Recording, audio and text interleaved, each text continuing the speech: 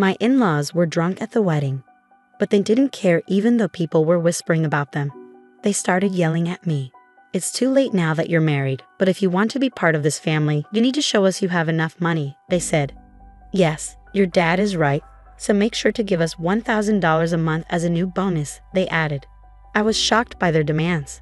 I couldn't believe they would say such things at my wedding reception. I just stared at them, feeling my face go pale. My dad took the microphone from them. "Enough is enough. Don't you realize you're embarrassing yourselves?" he said. "My name is Linda. I am a 30-year-old office worker. I am currently dating Larry, who is 32 years old. I met him through a friend who was worried about me being single, so she introduced us. After dating for a year, Larry proposed, and now we are about to get married. I lost my mother when I was very young, and my father raised me on his own. He worked very hard to take care of me. I didn't have many worries growing up, but losing my mom, who I loved so much, deeply hurt me. Because of this, I was very careful with my emotions. That's why I hadn't dated anyone seriously since my school days. I even thought it would be okay if I stayed single forever. Then I met Larry. At first, I didn't feel any romantic feelings for him, even though he asked me out many times. Larry really cared about me and was always a gentleman.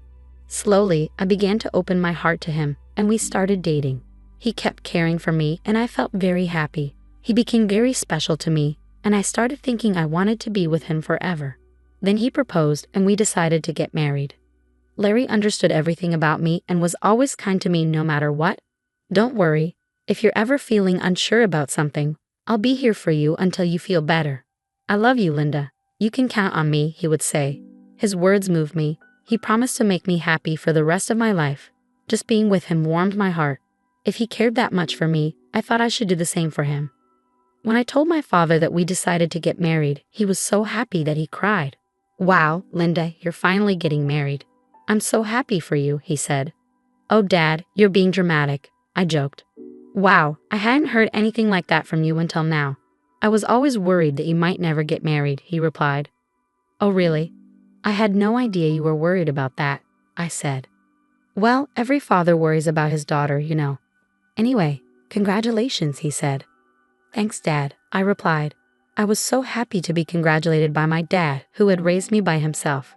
I thought I would probably cry at the wedding, and my dad would probably cry even more since he was already crying now. With that, Larry and I started preparing for our wedding. We were both busy with our jobs, so our days were very hectic. We worked during the weekdays and made wedding preparations over the weekends. There was no time to rest. Our calendars were always full. On a rare day off, we were supposed to visit Larry's parents' house. I was going to meet Larry's parents for the first time. Larry had come over to meet my father right after he proposed to me. Originally, I had planned to visit Larry's parents right after that to introduce myself. But they were very busy, and our schedules never matched. Finally, some time passed, and we managed to arrange a visit. As we arrived at his parents' house, I suddenly felt nervous. "Don't worry, my parents are very kind," Larry reassured me. His words made me feel a bit better, and I rang the doorbell. It was his mother who opened the door. "Mom, I'm home," Larry said. "Welcome home, Larry. It's so good of you to come," his mother replied warmly. As she talked with her son, I greeted her as politely as I could. "Nice to meet you. My name is Linda, and I'm Larry's fiancée." "I see, so you're Linda," she said. Her voice was much lower than when she spoke to Larry, and her smile vanished. She looked me up and down as if judging me. Then she led us to the living room, where her cold attitude didn't change. "Linda, I'm curious about what you bring to the table. Larry is our treasure and our only child. If you're going to marry him, you need to be a suitable wife. Are you worthy of him?" she asked, more like an interrogation. I was taken aback by her question. I hadn't expected such a cold attitude from my future mother-in-law and was at a loss for words. "You're going to join our family, you know. Are you ready for that?" she continued. True, marrying Larry meant joining his family. But it's not like Larry's family were the Kennedys or some well-known high society family.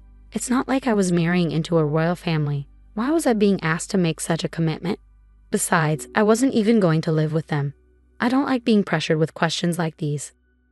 As I was trying to figure out how to respond, his mother seemed impatient with my slow reply and scolded me harshly. "When I ask you a question, answer me right away. You're so rude," she snapped. I'm asking if you're ready for this, she continued, raising her voice. Despite feeling overwhelmed, I managed to say, I hope that Larry and I will support each other in our marriage. When I said that, his mother was not convinced. What a naive thing to say. You aren't just going to support each other. You are supposed to support Larry. It's your job as a wife to support your husband. You don't even understand the basics, she criticized. Then Larry's father, who was sitting next to her, intervened. Honey, calm down. Sorry about that, Linda.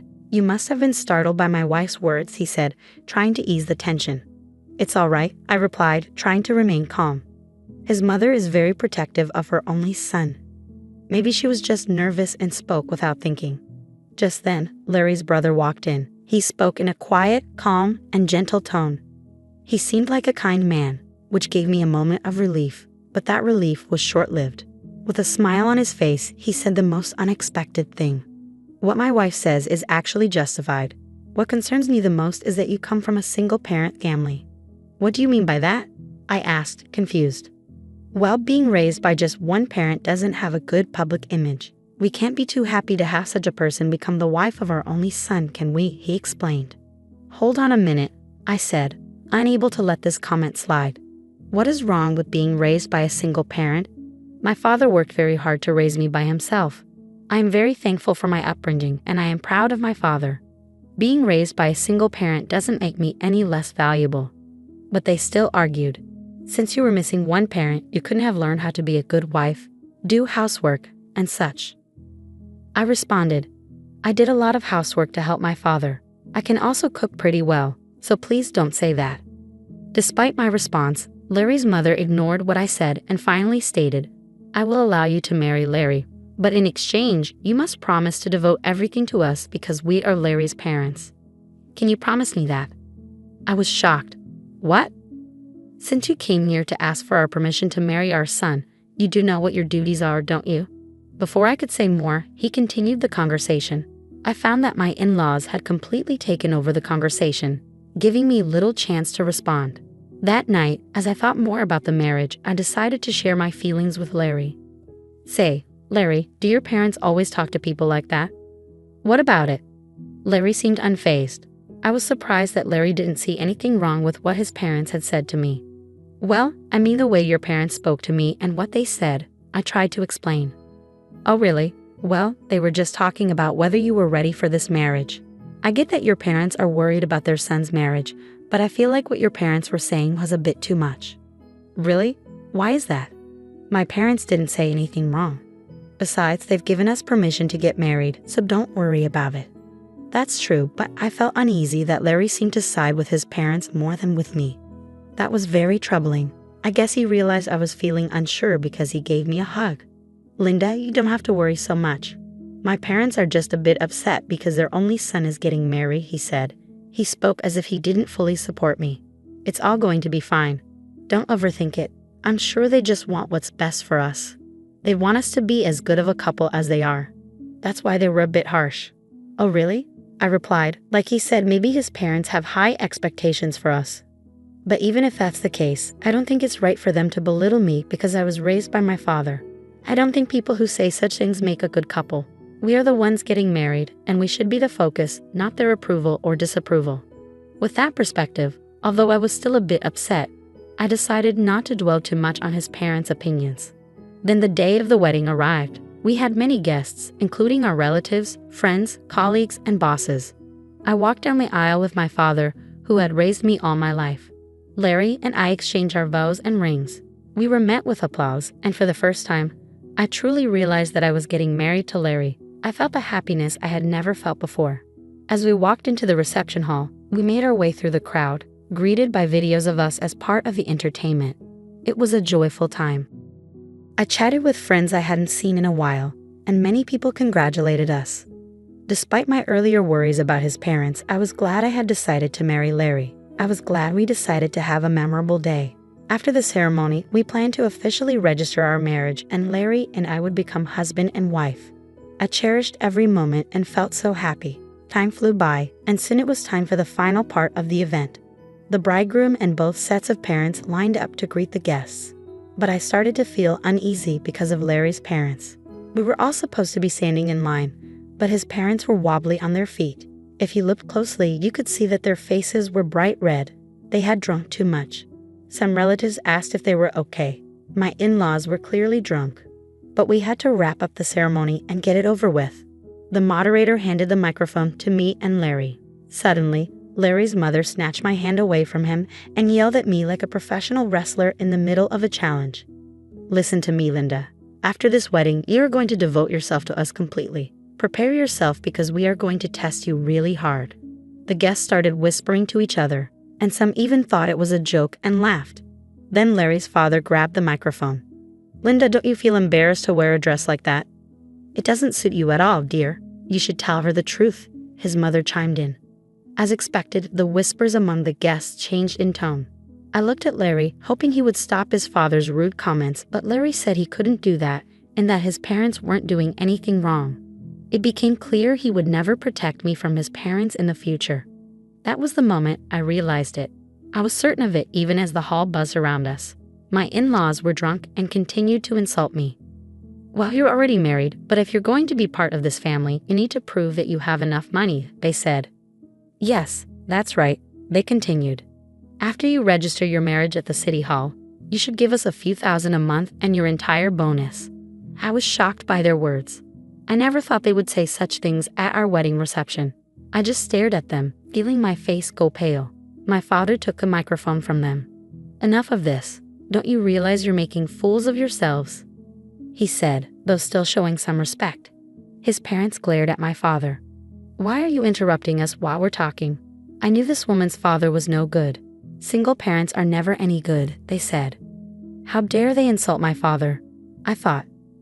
My father, keeping his cool, replied, "You people are even worse than I imagined. You even refuse to meet me because I am a single father. I never thought that someone like you would work for President Scott. President Scott is such a respectable person. I assumed his employees would be decent as well." At that, my father-in-law's face turned very serious. How do you know President Scott?" "He's a business partner of my company and, more importantly, an old friend of mine," my father explained. "And speaking of single parents, President Scott was raised by his mother alone. So you just insulted the president of the company you work for." Seeing my in-laws' faces fall at my father's words, I realized they finally understood the mess they had gotten themselves into. "I apologize, sir. Please don't tell the president about this," my in-law pleaded, suddenly falling to his knees. Just moments before, he had acted like he was in charge, but now he looked defeated. I could hear laughter from the guests. Some even pulled out their cell phones to record the scene. "No matter how much you apologize, you can't take back your words," my dad said. He walked over to me and asked if I wanted to go home with him. I said yes and took the microphone from Larry's hand. "Thank you for the great entertainment, but there will be no marriage," I announced to Larry and his parents and to everyone who attended. "I will make sure to return the money you gave us for this occasion." Then I left the reception hall with my dad. I caught a glimpse of Larry and his parents looking dismayed, and soon after, his relatives rushed over with worried expressions on their faces. The place must have been in complete chaos. As I returned their money, I apologized to the guests. They all expressed sympathy for me and praised me and my dad for our actions, saying it was good that we weren't taken advantage of by such terrible people. Later, Larry's coworkers who had attended the reception must have spread the word about what happened at his company.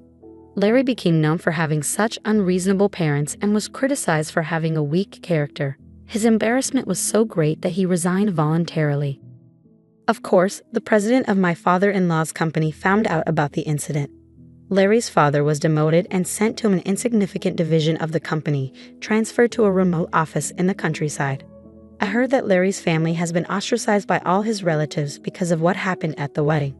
While it's unfortunate, it really was their own doing, and sometimes things like that just can't be avoided. In the meantime, I've been using this opportunity to strengthen my relationship with my dad.